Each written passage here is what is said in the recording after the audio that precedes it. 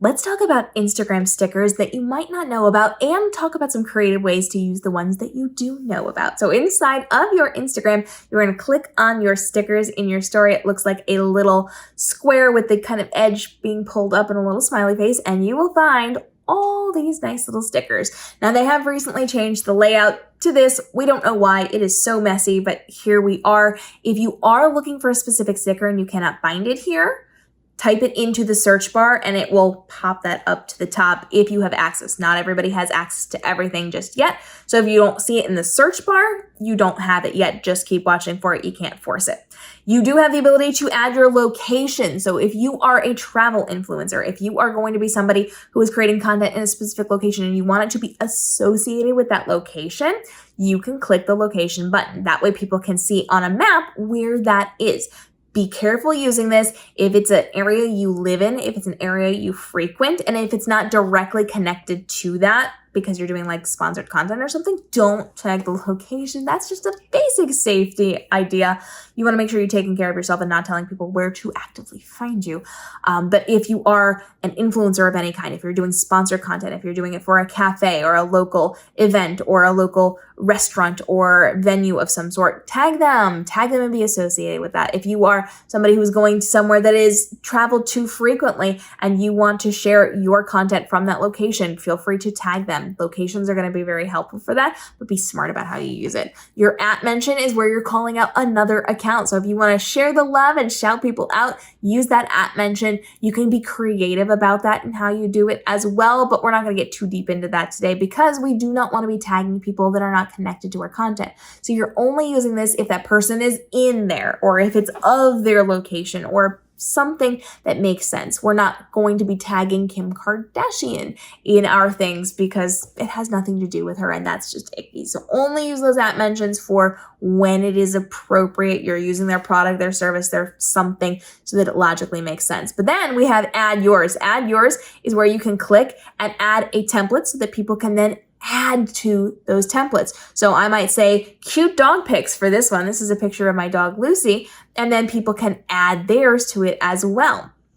You also have the ability to add questions in. Questions are really good for sourcing information from your audience. So you can either, say, what's your opinion on the drinks that I should get from Starbucks? Or should I go swimming? Where's good local swimming locations? You can ask questions and get answers in, but I like to do it in ways that I am asking them to ask me questions. So my open ask me anything question box is what I use here. I say ask me anything. Sometimes I give them a topic and then I can go through and I can add in conversation about their questions. I can get things answered. I can add in links. I can send them to my videos, all the things that can then help me to build up my community. You can be creative in how you are using your stories as well by using this question box to say, shout out a creator I should know. Who should I collaborate with? What's your best piece of advice for raising a puppy? What's your best piece of advice for a new entrepreneur?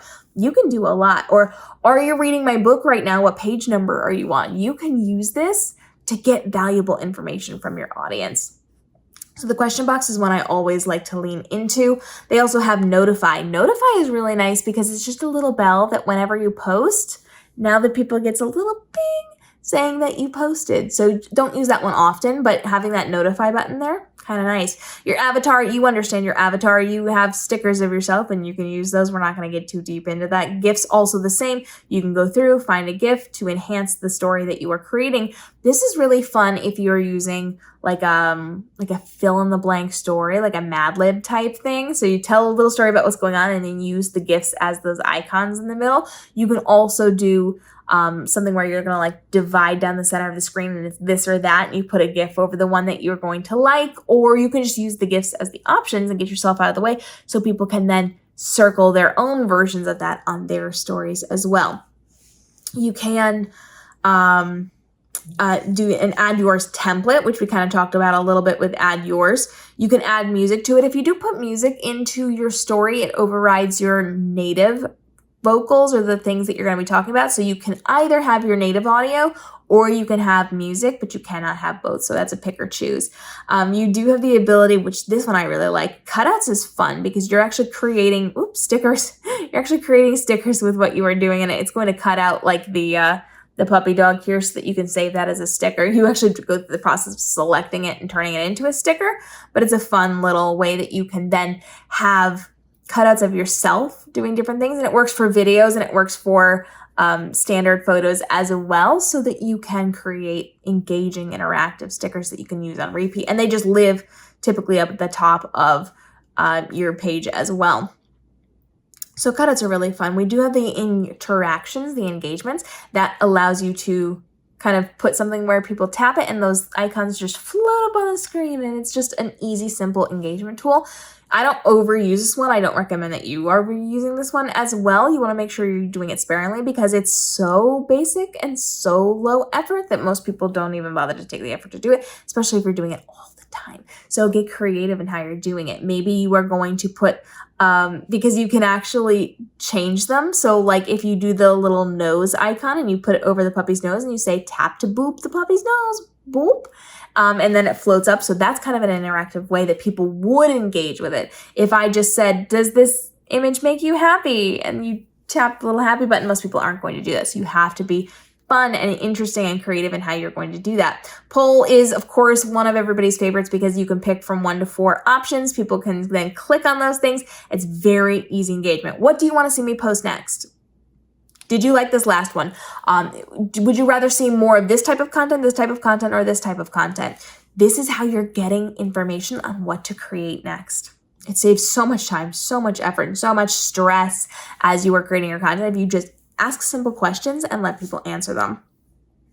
You also, of course, have get orders. So if you are somebody who has a shop set up, you can set up your orders. Very easy to use those. Your slider tool, you've got your link. We all know link, where you can send out people to your YouTube videos, to your paid content, to your unpaid content, to your affiliate links, all those things. Links are fantastic. AI stickers we've talked about a little bit. You can kind of create a fun sticker. So dog during 4th of July.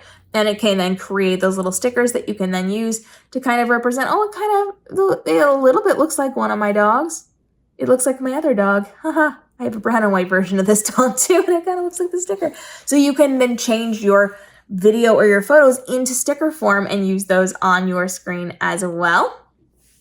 And you can use your hashtags, your donate. If you're doing donations where you're working with a company, that's a really great one to use, but use it again sparingly. You can show off products. You can do countdowns. Countdowns have those little reminders.